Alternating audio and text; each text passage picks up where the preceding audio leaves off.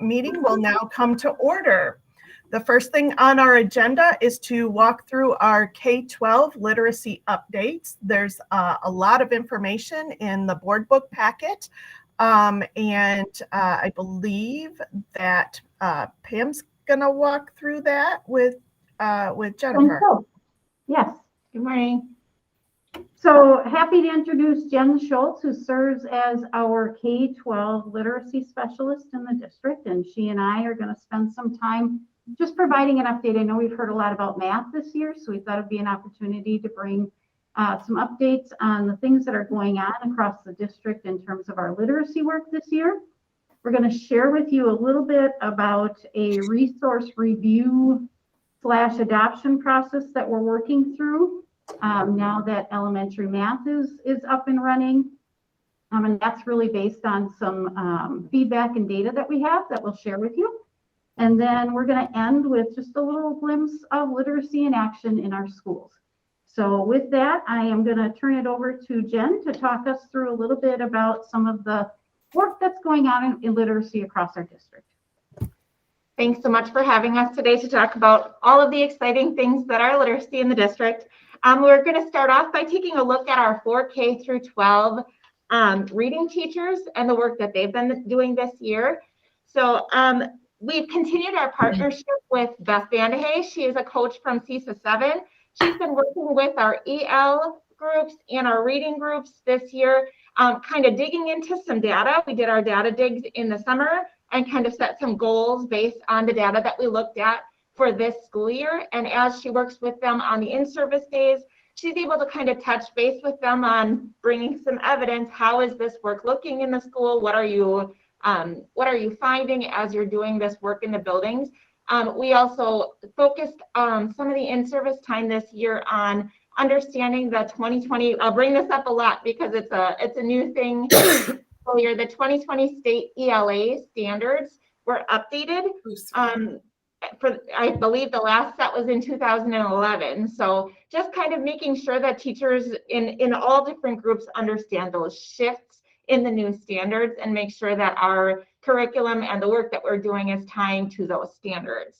So they did set specific reading and language goals in the EL and reading groups this year, and they continue to touch base throughout the year on those goals. They also will utilize the PALS and forward tests to determine the progress towards those specific goals that they set this year. And then with the WIDA standards, those are 2021 new to us. And the state is working through, we're a little bit ahead of the game in the district because the state is just starting to work on a rollout process. And so we've been working with Beth Vandehay to have our EL teachers understand the WIDA standards. And now because we have this great opportunity for her to work with both EL and reading teachers, she's also helping those folks understand the connections between the WIDA standards and the ELA standards. And so they've had some great conversation about how they both can support language and literacy as a team when they're going into classrooms to support students and staff and when they're going into PLC conversations. So the EL team, again, is continuing to do access testing. That goes until the 25th.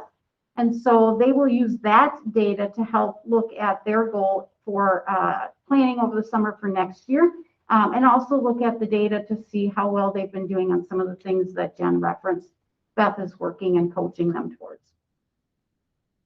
So then moving on to elementary school classroom teachers, we've focused on analyzing and sharing out the state required early literacy screener. So our district does the PALS screener at 4K through 2nd grade. And this year we really made a concerted effort to dig into that data, not just as a district level, but to dig into it even down to the classroom level. So we broke up the PALS data, and teachers, classroom teachers and reading teachers got the information that, you know, maybe these students would benefit from a small group in rhyme, or these students would benefit from a small group in beginning sounds. More specific data of what they could use to form strategy groups in their grade levels. So that was the first time that we really dug into that level and provided it to the teachers. And then we also touched base with the reading teachers to make sure that that information was being talked about in the PLCs. So that was a cool thing that we plan to continue to do, is dig in and utilize that assessment data to really guide that instruction. We also have a small but mighty team of 3rd through 5th grade teachers who this year are just taking a look at the Fountain Pinnell Phonics and Word Study program for grades 3 through 5. We knew that that was something that teachers were feeling was kind of a gap in our current curriculum that might need some supplementing. So we did gather a small group representative of all grade levels and different buildings to be able to give it a try, look at it, see if it might be something that meets the needs for word study and phonics up at those higher levels. We also had a crosswalk team of reading teachers and classroom teachers who came together this summer, again, with the focus on those 2020 standards. And then we were able to discuss the connections between those new standards and our literacy curriculum, just to make sure that they understood the crosswalk and how the progressions align with the standards. Stacy, you have a question? Yeah, Pam and Jennifer, I was just curious, and this might be coming up later in the slides, but do we have any data yet for whether or not the phonics and word study program was effective? We are still in the process of doing the pilot, but our plan is to come together in spring just we set our criteria of what would make a good word study program. We looked at the standards and we looked at what we thought the criteria was, and we set our own criteria of, we would want to make sure that it was ABC, all of the different things that would make it a good program. And we have checked back in on that criteria list a couple times, but we will come together in March, April to be able to say, was this something that we feel like we should continue to move forward with? And also the information that we're going to talk about on the resource review and possible adoption would weigh into that as well, on whether or not it's necessary to move forward with that. When you're meeting with those teachers that are implementing that, do you just even get a sense that it seems to be working, or? I hear can I get a sneak peek? What I've heard so far, and I can only say from so far, because I think that the plan was to start early on in the year, and then it was a bumpier start, and it was harder to get into some routines. Okay. That it ended up starting more around the October-November timeframe. So they still haven't been able to get tons of data on how it's going. But the feedback that I've received so far is that it's a good program and children enjoy it. They are engaged in it, but it is very material heavy, very teacher labor heavy for organizing the materials, getting things set every day, lots of little cards and cutouts and things like that. So thank you. Yeah, no problem. Moving on to middle school, Pam, some grade level representatives and I worked this summer to solidify the grade 6 through 8 ELA power standards that had been done previously in K5. And we didn't do it in 6-8 due to realignments and COVID and the new standards coming out. We didn't want to do it and then immediately the next year have to do it again when the new standards were released. So we were able to do that this summer, which helps to guide instruction assessments and ensure that MPSD students, regardless of which building they're in, if they're at Wilson or if they're at Washington, they're working towards those same power standards. We continue to partner with Ann Pagel from CISA 6. She does some coaching in small groups as well as individually with the teachers. She also leads the large group in-service days. And they're just kind of focusing still on the growth and comfort with the units of study and teaching with the workshop model. And then another little pilot team, just a couple of folks who are trying out a possible resource which provides lessons in grammar and conventions. So more punctuation, capitalization, all those kind of things that middle school teachers have been saying is a need that maybe isn't currently being met. Again, looking at those supplementary resources to say, what can we find that will be able to help them meet those needs? The team continues to meet throughout the year to discuss, again, if that would be a positive addition. We have another meeting for that group in March, again, to just kind of say, what are you finding? That one is more of a resource book, a way that you would you can kind of put it into the curriculum or utilize conventions and grammar as a focus in a very small part of the day, rather than a full program, like the 3 through 5 with all the cards and lists and all of that would be a program. This is really just a reference book that they can utilize in the classroom to kind of help guide their instruction. Yeah, and it talks about an approach to grammar and conventions at that middle school level that's a little bit more engaging in terms of having students look at authors' work to see how authors use grammar and conventions, and then work through some activities and how they could model that work in their own writing.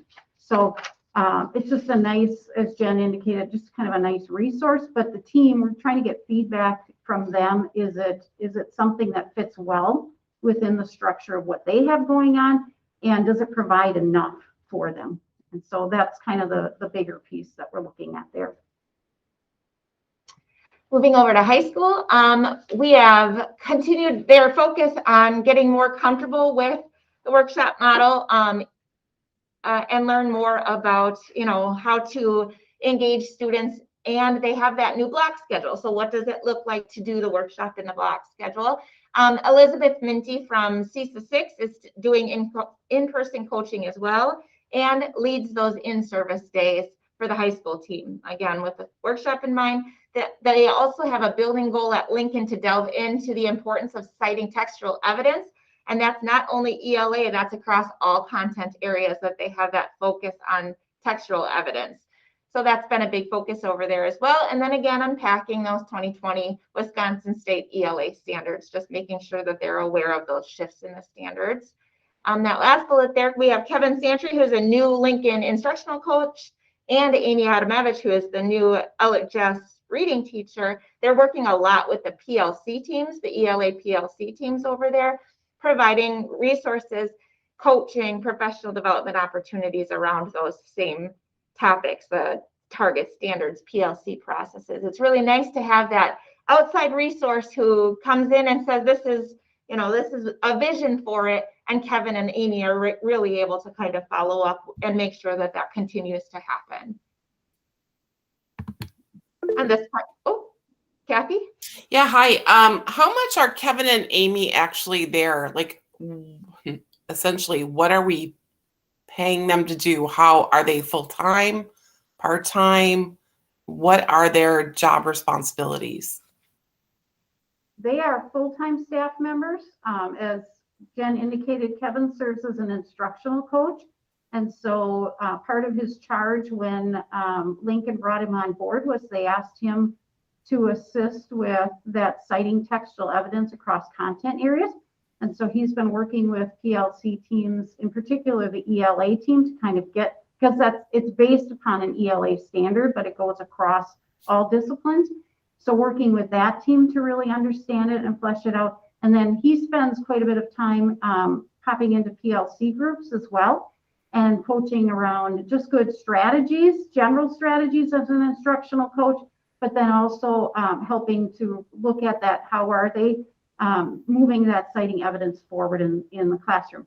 Amy, from that reading teacher lens, is working on that similar work and coaching towards that, but she also is taking on the role of looking at just literacy skills and looking both at student data and student needs, and supporting students that are identified as having some significant needs, and then also spending time in PLC teams, in classrooms with teachers, just doing some work. So I know that, for example, they'll have teachers reach out and say, can you come in and talk me through? Here's what I've got going on with my students. Can you help me understand what are some things that I could do, materials that I could put forth with them so that they can grasp the content I'm trying to teach. So they're spending quite a bit of time working with the adults to help improve what we call tier 1 instruction, or that core instruction. And then Amy does take a look at what are some of the needs of some of those students as well. And she's really working this year to try to identify the system by which some of those students come to her. So she spent some time reaching out to the staff based upon some data, some forward data, and said, tell me a little bit about these students as readers in your classroom to get to know them and really start to target some students. And Ideally, we'd like to target students at those early grade levels when they're coming into the high school, so that we can support them early on and help them get on track before they exit and go into the post-secondary world of college or career. So that's really part of her focus as well. So neither of these people actually work with students. They work kind of behind the scenes supporting teachers and gathering data. Is that what I'm gathering? Kevin works with the staff solely. Amy does do some work with students as well. Okay. And how long have they been in their roles?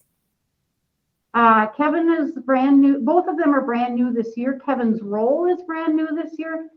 We've had a reading teacher at Lincoln High School for several years. Since I've been in the district, we have had it. I don't know how far back that goes, but we have a reading teacher at every school in the district. Mm-hmm. So Amy is a replacement position from someone who was here before. Yes, Yes. I see Jennifer nodding. Okay. Yeah. Okay. I didn't recognize names at all. So thank you. You're welcome. And this one feels a little weird because I'm just talking about some things that I've done this year as a literacy specialist for the district. Again, we're talking about the PALS data. That was a big project to dig into that to the degree that we were able to, and share out some district data and classroom, down to the classroom data, with reading teachers to lead those PLC discussions. Last year there was, we were able to utilize some CARES dollars to buy new, current, award-winning, just awesome books for 4K through 12th grade classrooms or book rooms. So was able to do some of the coordination of that purchase. Teachers received those to start the 21-22 school year. So within the first couple of weeks, they all got a box of just grade level, nice new books to utilize. One thing I just want to jump in, part of that too was based upon, we got feedback from teachers that during that COVID time, when they were putting together like grab and go materials for students, they were sending home books and books were not coming back. And in some cases, those were books that teachers had purchased for their classroom or that had been purchased previously for their classroom by the district. And so we wanted to make sure that they were not feeling the pinch on their own classroom libraries. So trying to give them some opportunities to grow that and create, kind of an equitable mix of resources across all classrooms, so that it wasn't just based upon, what teachers brought in or what buildings were able to provide. We at the district level wanted to provide them with kind of a base, I guess you'd say, across 4K and 12. And then I think too, looking at the variety, newer materials, more current authors, and also some of the levels that students need. So trying to just give them a boost up as we start really digging in this year with students back in the buildings. I think when we see too with the new teachers coming in, a lot of the times the veteran teachers have a really awesome classroom library that they've accrued and they've bought and they've done for all of those years, and our new teachers might not have those resources. So just making sure that no matter how many years you've been teaching, you've at least got this nice base set of resources.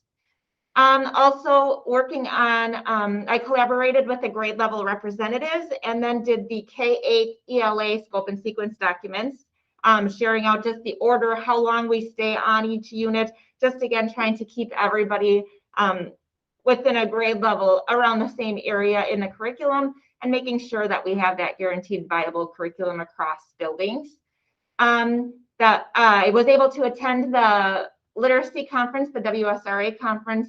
I just want to make sure that I'm keeping up on the current research and stuff like that, so I'm able to share that out with the teachers as well. And I work together a lot with the reading teachers to be able to share out kind of the new things that I've heard. And that are in the research right now.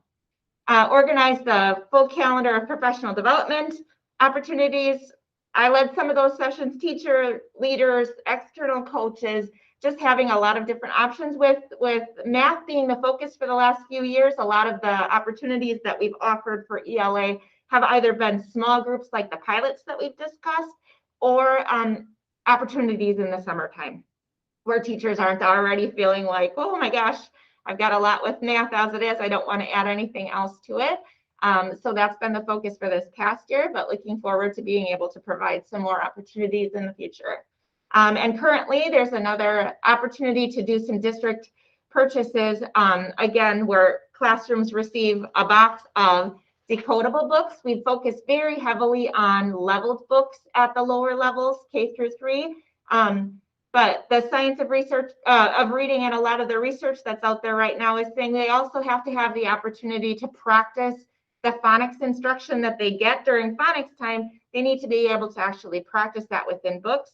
So doing some purchasing of those decodable books, and also some high-low, which that's high interest but low readability. So sometimes you don't want your middle school readers to be reading a little book about a puppy. You want to make sure that they have something that looks like it's for middle school, even if they're a striving reader who needs a little bit of a lower level of a book.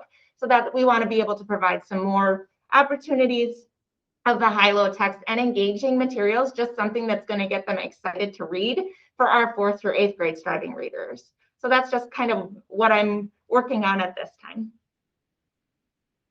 And as we mentioned at the beginning, we are talking about an ELA resource review process. We got some feedback from our staff that they felt like there's some gaps in our current resource, which is the units of study. And we also know that our data isn't where we want it to be. And so we talked about the fact that there may be an opportunity now, again, as math is kind of settling in at the elementary level, there's an opportunity for us to start investigating then across K-8, is the current resource what we want, or do we need to start looking at something new?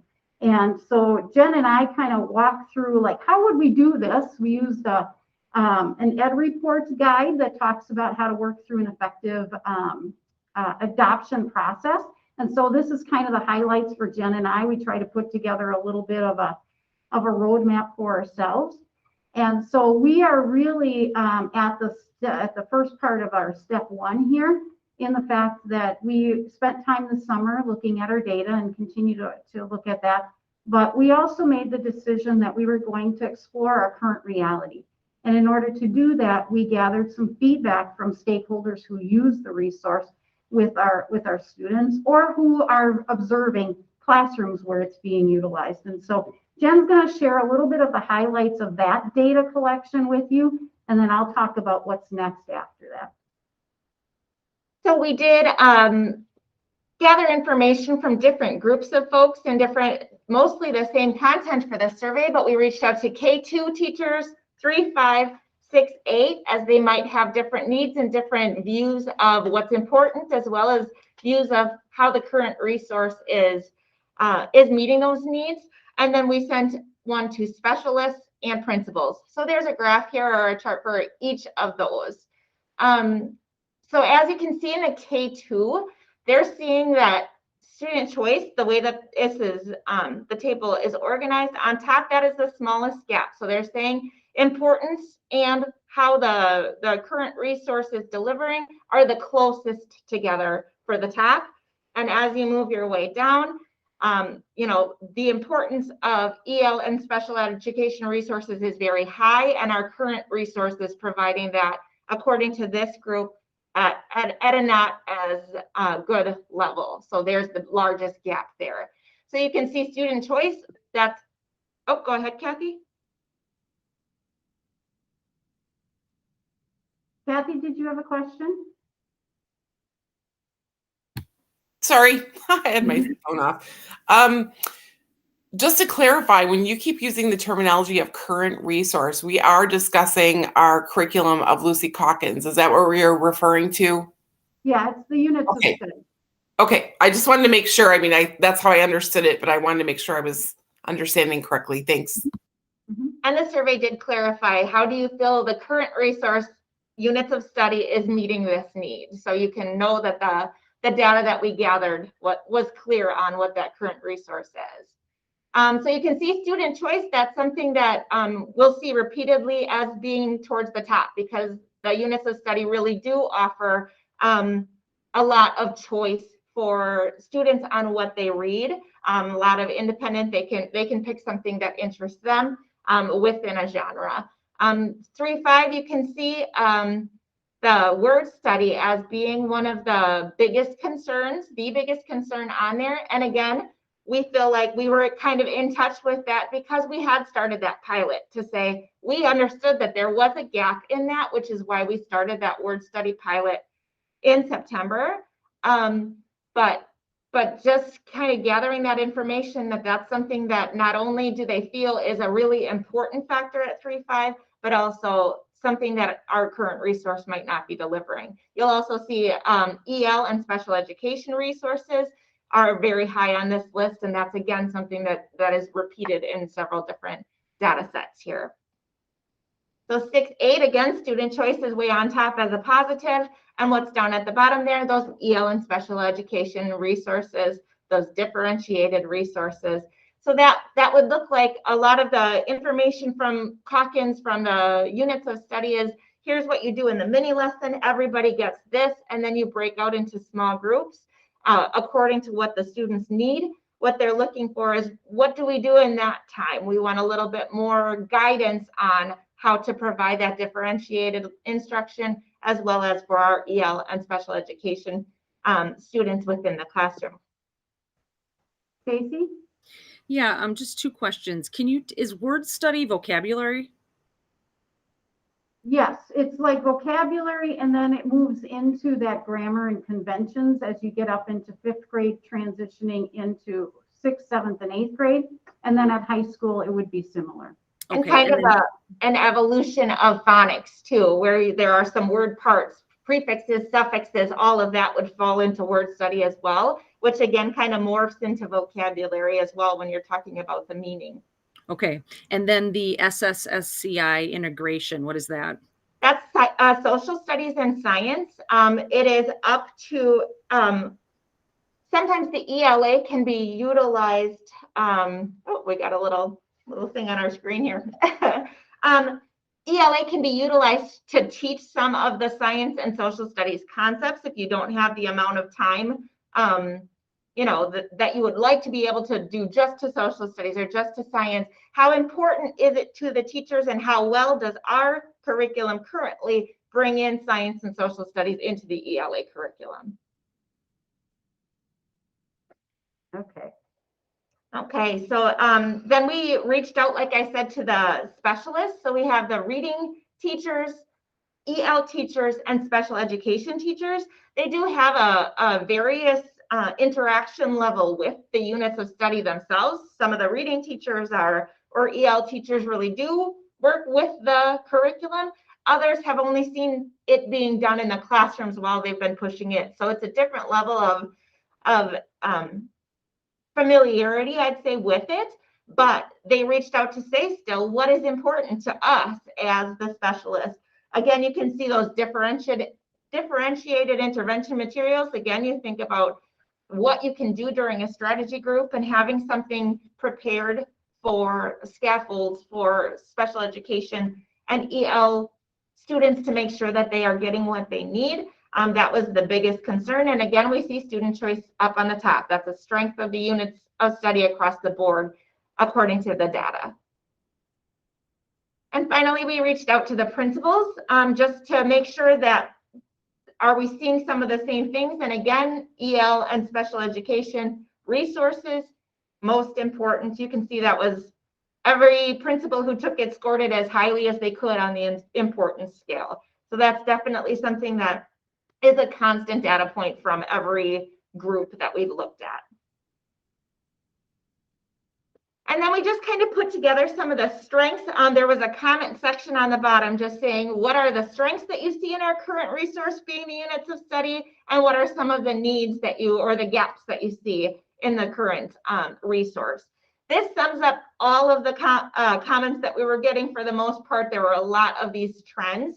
You can see the strengths for K2 is phonics instruction. We did most recently do a phonics adoption of the phonics units of study in 2018. So we felt like that makes sense that that's showing up as a strength, because that's the most up-to-date addition to the units of study, and it's really focused on giving those foundational skills in K2. Student choice was high. It fits well with the workshop model. Workshop model is something that came back very strong and strongly preferred in this survey, that people really like the model, but whether or not it's the correct resource or not, it is varying depending on who you're talking to. The anchor charts, the high expectations, they like how the reading and writing units align with each other. So you're kind of working on the same thing in both of those subject areas, promoting high level thinking, and then the common language, that as you go from kindergarten through 8th grade, you're using some of that same language, anchor charts and all that kind of stuff throughout. And then as we looked at the needs, again, this is classroom teachers, principals, and specialist comments all put together there. The number one thing, not providing clear plans for the differentiated small groups, being able to give kids what they need during that strategy group or small group time. Needing more foundational skills instruction and correlation to the science of reading. That's a very big topic right now, and the phonics of reading hits mostly at those K3 levels of how you teach reading, how you cue students, and just feeling like we need some more of that explicit phonics instruction and practice, like we talked about with the decodable books. Grammar and conventions was something that came up regularly. Content feeling too fast-paced, disorganized, too high of expectations, that came through clearly in comments. Word study, like we discussed and like the data showed, that word study is something that we need to continue to focus in on. Not reflecting the growth, and clear and useful assessments. Some assessments are provided, like at 3.5. There are pre and post assessments that are provided. And from K2 and 6.8, those are not provided in the curriculum. So just kind of some gaps that have shown in that way. So, you know, and we took the look at that data, and as we looked at that, we felt as though we're at a point where the feedback there is concerning enough that we do want to bring folks together to start looking at that resource piece. And so as we do that, we will be bringing together committee members who are going to serve as a part of that resource review and adoption team.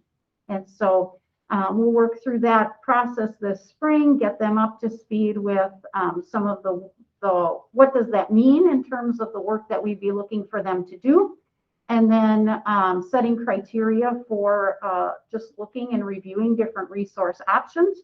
And then hopefully at some point we're looking at if the team makes a recommendation to look at a different resource, that we'd be bringing that to the committee and the board for sometime in next year, potentially for the following school year. And so not something that we're going to implement for this next year, other than to implement the process, because it does take time to go through and dig into these resources and bringing people together to do that thoughtfully.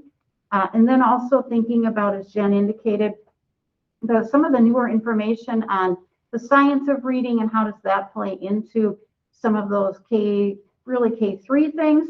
And then are there other components at the, you know, when we think about differentiation, are there things that we need to understand about how to differentiate that have to play into a resource that's going to help to guide what you could do during that time? So just looking at some things that we could help to make sure that people are ready for if we would go down the route of looking at a new resource. So the last piece is to give you an opportunity to see some things in action in our buildings.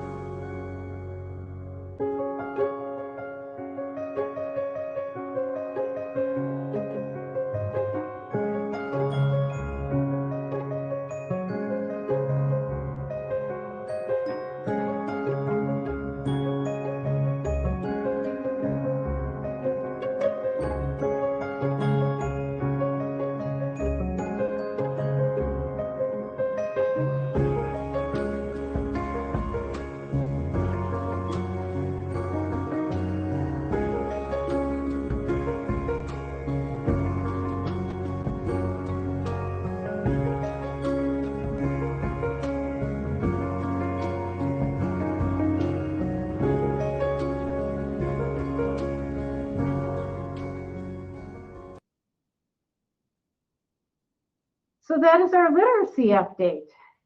Any questions from the team? Fantastic job, Pam and Jen. Just wonderful. Wonderful. Thank you. Thank you. Thank you. I don't really have a question, guys. I just have a suggestion, and that is when you put together that team that's going to kind of evaluate what your sources are right now, that you consider, at least in some part, using people who will volunteer for that position rather than just reaching out to specific individuals.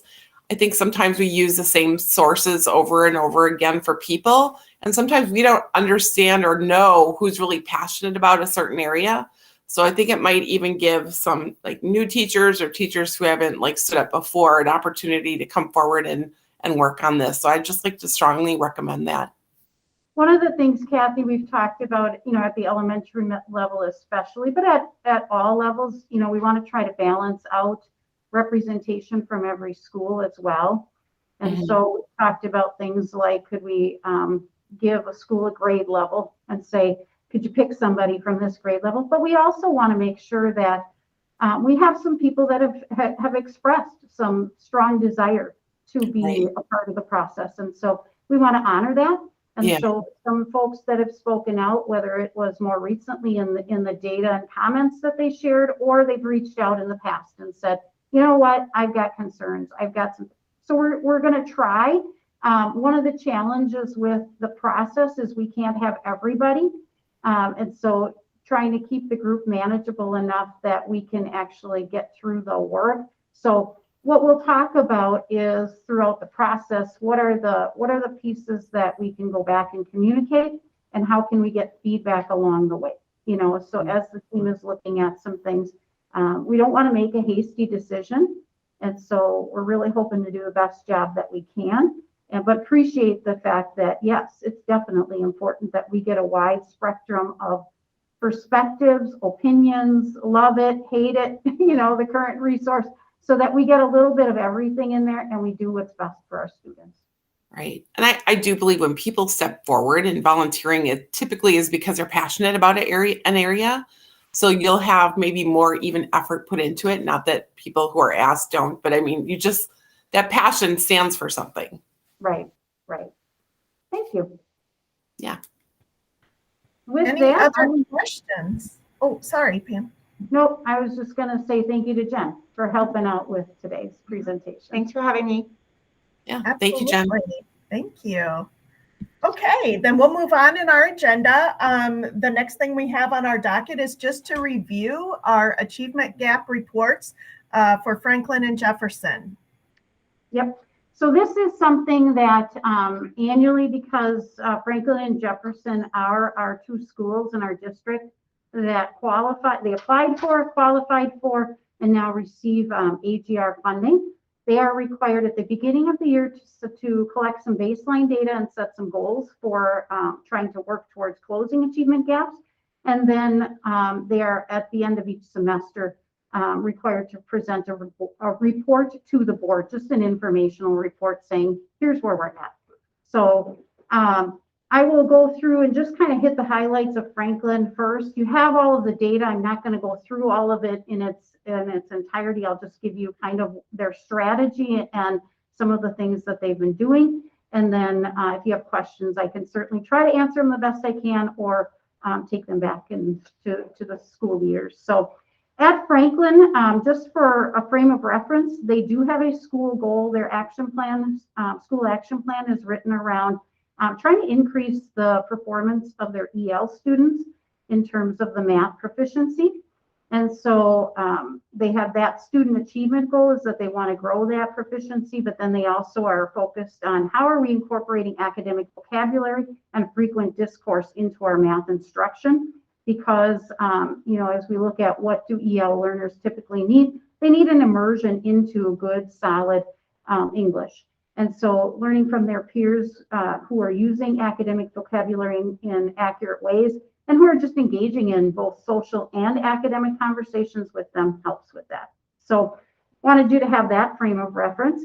And then with the Franklin, the way that they approached it is they took their fall baseline. So you can see that they used at kindergarten the letter sound assessment. and PALS. And then as they got up into grades 1, 2, and 3, they utilized the Fontes and Pinnell reading assessment to collect their reading data, and their math data was collected through the number corner assessment. And what they did was they did the data at the beginning of the year and then identified a target group of students who were performing below proficiency, or what we would be proficiency on those assessments at the beginning of the year. And that is the group that they are monitoring most closely, but then they are also monitoring all students. So you get to see both groups of data.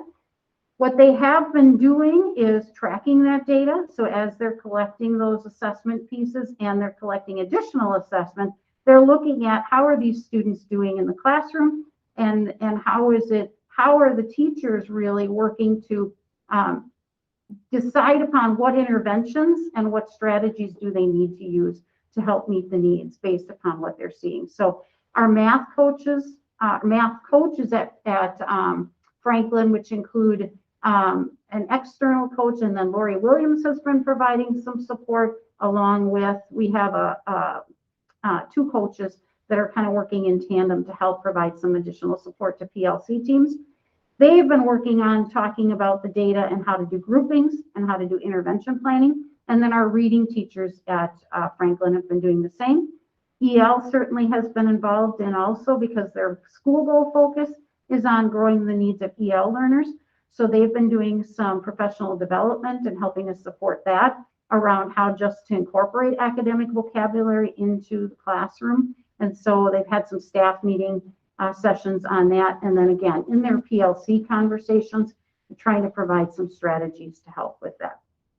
So those are the big pieces that they are trying to do. And, you know, they have different ranges of success at the midpoint of the year, but the midpoint really offers an opportunity to look and say, okay, who's still struggling and how can we try to do a really strong reboot for those students? And so they've taken a look at this data and have planned forward now for the rest of the school year. So that is Franklin. Pam, can I ask a quick question? Absolutely. So on the data pieces, what's the time frame that the baseline performance data was gathered, and then kind of that, I mean, it says fall semester progress, so I can imagine that's probably November, December-ish maybe, but what's that baseline? When is that captured? The baseline was captured in September, maybe early October. Just depends on the windows for the assessments. And then the most recent data was really collected December to January. When they were, and keep in mind, like the Fontes and Pinnell assessment is something that they have to do individually. PALS assessment is typically done pretty individual. So some of these take a little bit more time to collect. The number corner assessment is a part of the regular instruction, so maybe not quite as much time. But they also have been trying to make sure that, you know, PALS has a window, and so they have to make sure that they try to give the best window when they have most students present, because once they start testing, that kind of kicks into how much time they have to complete it. And so I know in some cases, some classroom teachers may have had a group of students out, and so they just elected to wait a little bit till those students could come back. Sure, that makes sense. Stacy? Yeah, how in this data, how many or are the EL kids in this data? Yes. Okay. Yes. Do we have a breakdown of how many? Not for this. They're with their school goal, they monitor that particular piece, but for AGR, it's they're, like I said, they're doing the targeted students, and then they're doing the whole students. They didn't break it down by subgroup for this particular data set. Okay, thank you. You're welcome. At Jefferson, they had a similar school goal this year in terms of that EL proficiency in math, and they're using, Franklin is really going to use their forward assessment as a way to kind of take a look at how students are performing, in addition to some of those, you know, assessments that they're doing along the way. For Jefferson, they're going to use their Bridges math performance over time. And so they've got, you'll see theirs is a little bit more driven by each standard. And so they give you information on that coding. When you see the KOA, that really is just a standard And so they're tracking standard by standard, what's the student proficiency and performance. And their instructional focus is really on trying to get clarity in terms of teachers setting learning targets for students that include some very clear big ideas with success criteria so students know what good performance looks like. And then also that infusion of mathematical language. And for that, what I have to say is it's been exciting. I've sat in on a few of the staff meetings where they've been doing some of that, and they've had some really powerful conversations. And just kudos to the math coach and the EL team on that front. They will be presenting together at our upcoming Wisconsin Math Council conference. And they really provide an opportunity for the staff to experience what it is like to be an EL student in a classroom, and then have great conversations about, now that we know what it's like for the student perspective, what can we do to help support them and grow. So they're doing a fantastic job with that. For their baseline, they will say that they set some lofty targets. You'll see, they've got 95%, 80%. Those are some lofty targets, but they felt as though they really wanted to challenge themselves and see how much they can stretch themselves in terms of their instructional practice and students in terms of trying to close the gaps. And so, again, they do that data tracking on a regular basis. So they collect all of their number corner assessment data, and that is brought to those PLC conversations to talk about what are we doing to help set up groupings for additional strategy support, and then just intervention planning for students. And that occurs both in math and reading. And then, as I indicated, their EL staff are leading some professional development in their staff meetings to really help the teachers understand how to infuse some of that strong mathematical language practice into the classroom so that that clarity is there for students to engage. And then they have a unique setup for supporting each other. So they've done some professional development around what's a good big idea, how do we write really effective success criteria, and they are doing a peer observation and feedback model where they go into each other's classrooms and they take a look at those things, and then they give each other feedback. Here's what I saw in your big idea, here's what I saw in your success criteria. And so they're collecting data on how well they believe that they are doing in demonstrating clarity in that, and then also taking a look from the student perspective. How is that clarity getting down to the student? And so they have some questions that they ask students when they go into the classroom to just check to see, is the teacher clear enough, and does the student then have enough clarity to be able to give a summary of what they're learning for the day? So they have a nice system set up to do that peer observation and feedback.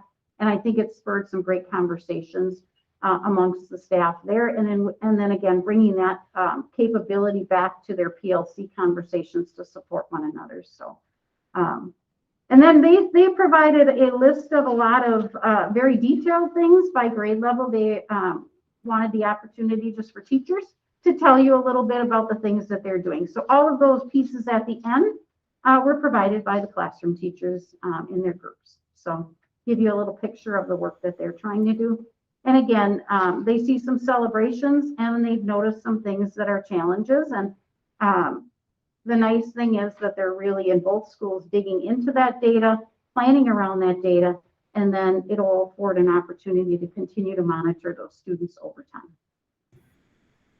I think you're underselling a little, Pam. There's a lot of successes where it moved to significant increases from below target to either on target or exceeding in a lot of the levels in both schools. And you're right, there's identified areas of growth, but yeah, that's pretty significant and exciting. And I think they're seeing that by digging into the data, they have a really good perspective of what students need. And it also has allowed them to, because of some of those celebrations, to be able to really look coming off of that year when there has been a little bit of concern about where are the gaps and how are we going to address them.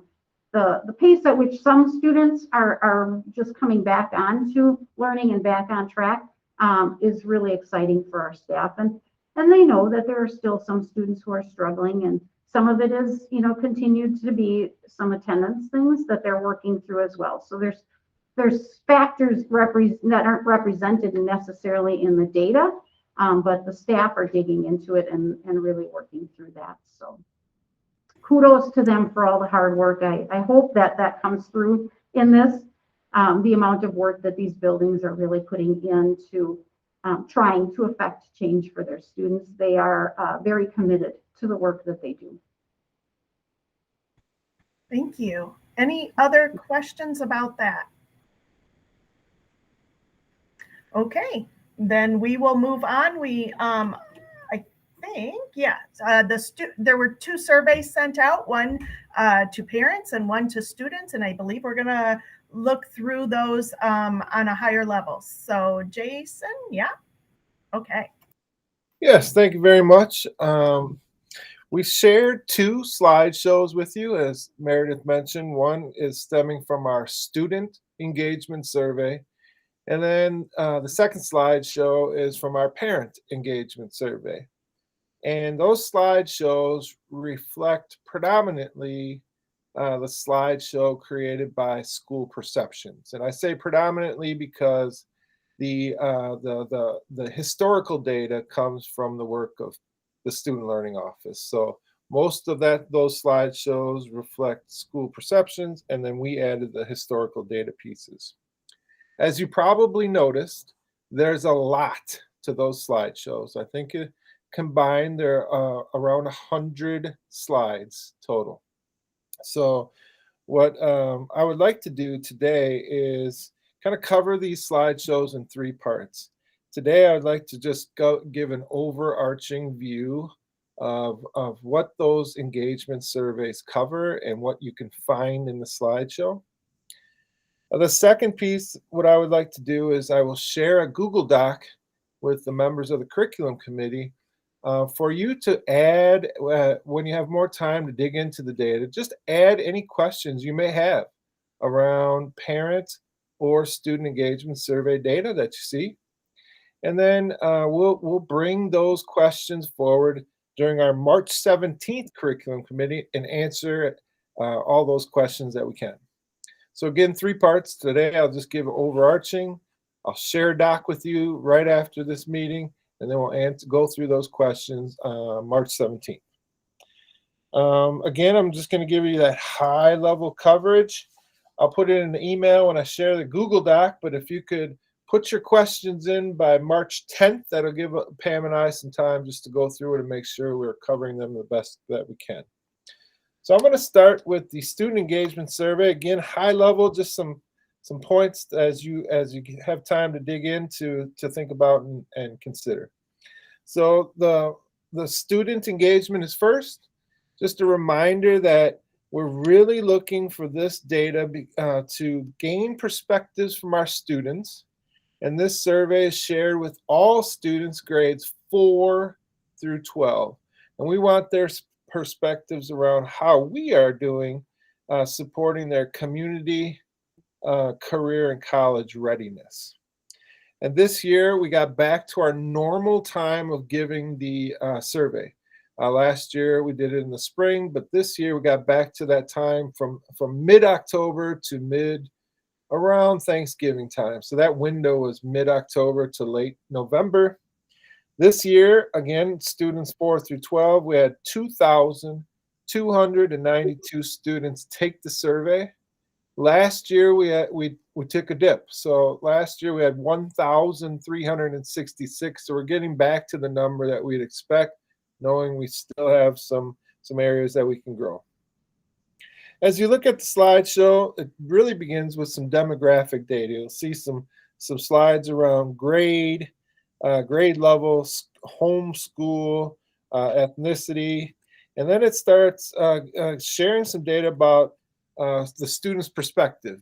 Some questions about me, my health, my school, my learning, my free time, equity, and then for grades 11 and 12, some questions about post-high school plans. So that's just how the data is organized. You'll also notice once you get past those pieces, and just a reminder that this data is centered around some indexes that School Perceptions organizes the data around. And those indexes include connectedness, and there's a slide that kind of defines that. And there's an index of drive, citizenship, preparation, social and emotional aptitude, wellness, academic and career planning. And then last year, we added that index around equity. So we have 2 years of data around equity. Everything else, we have more longitudinal data. And then the last piece, again, the slides that show historical data are data sets or slides that Pam and I added to the school perception slideshow. And you'll see a couple ways to look at that historical data. The first is by all students by index, and it's showing the data from 2017-18 school year through the 21-22 school year. Couple things to remember. Again, equity is year 2 that was just added. And last year was the only year that we didn't give the survey in that October-November window. I think at that time we were going through a transition of models, so we didn't want to add on. But every other year we've done it that October to November window. Another way we looked at historical data was by grade band. And again, that's organized by the indexes. And then the third way we looked at it is by subgroup. So again, student engagement survey. I'll share the document with questions. We'll answer those questions on March 17th. Just going to quickly transition to the parent survey. Again, overarching, just things to consider as you have more time to delve into that. Again, same piece as the student. We got back to that October to November window for sharing that with our parents. This year we had 743 parents or guardians give us some feedback. As compared to last spring, we had 890. So we saw a slight dip, and we'll talk about what that means and how we can get back up. Again, the way the slideshow is organized is pretty similar to the students. There's some demographic data around school their children go attend, grade level, some co-curricular participation, ethnicity. There's some questions about communications, and then our website. So you'll see some of that. Then it's different than the student results. And it's different in the fact it's similar to what Jen and Pam shared around the ELA piece. So it asked our parents to rate the importance of certain pieces, like how important is mathematics or literacy or co-curriculars. And so it asked our parents to rate those or give a ranking of importance to student success. Then the next area is how are we doing? So how as a district are we doing in those very areas? And then it uses the importance and the performance to create that gap analysis. Again, similar to what Pam and Jen shared around ELA. So you'll see a similar piece, similar charts. Then there's some data around district satisfaction. It asks a question about our vision and parents' vision for our district. And then it gets back to those indexes, similar but a little different than our students. And those indexes include a culture of educational excellence, effective teaching, safe and healthy schools, leadership, a sense of community, and then equity again is the second year. And the last piece from the parent survey results you'll see is again some historical data that the Student Learning Office team put together, 2018-19 to 2021-22 school year. So again, we're not going to spend a lot of time delving into it. I want to give time. There's a lot there, 100 slides, I believe. So again, this afternoon, we'll share a Google Doc. It's a chart, asks you, are you asking a question about the parent or student? What's your question? And put your initials. And then if you could have that kind of fleshed out by March 10th, It'll give Pam and I some time to present and answer all those questions. That sounds good. Kathy. Yeah, guys, I just want to say thank you for listening to me, in the past at the meeting when I said when there's a lot of information, sometimes we need more time to absorb it. So I just want to say I appreciate that you are, that you took it to heart and that you're giving us that time and explaining what we're going to be doing the next meeting. So thank you. Most welcome. Stacy. Oh, sorry. Stacy. Will there be any anything else on the agenda, do you know, at this point, at the next meeting? Or will we get to solely, I could see this being a long discussion, so I was just curious about that. Yeah, my to-do list says that in March, we'd like to bring back that conversation about secondary math. Okay. So we brought the feedback that we received, I think, last month to the middle school math coaches. So we bring back the same kind of document, but we've talked about the criteria and we have a proposal. And then this would be the next big piece. So those two big pieces. Okay, thank you. You're welcome. All right, so we do have some homework to do, so watch for that email coming from Jason. But that'll be a good chunk of time. You have about 3 weeks to glean through those data pieces and be able to pose those questions ahead of time so that Jason and Pam can prepare appropriate information to answer those questions. So hopefully that'll be a good time to engage and to be able to work through those. Yeah, Jason. Just a reminder, thank you. If you have questions about what the data means or how to interpret it before we engage on 17th, please just give us a call or email us as well. We're just happy to help. We just want to make sure that when you pose a question, it's coming from a spot where you understand the data. So please do not hesitate to reach out. Jason, and I would just add too that if one of the questions comes across that it maybe looks like we didn't interpret it correctly, I would appreciate feedback from you and Pam just to clarify kind of what the perspective was looking at that, so that can be ironed out as well. So if you see something, at least for me, throw it back and just say, this is what that might mean or something. Mm-hmm. Thanks. Yeah, Absolutely. I would piggyback the same thing. Absolutely. Thank you. We'll take a look at the questions incoming. So if we have questions, we'll reach out. Thank you. Appreciate that. All right, very good. I think I just scrolling back up. Yep, that's the end of our agenda today.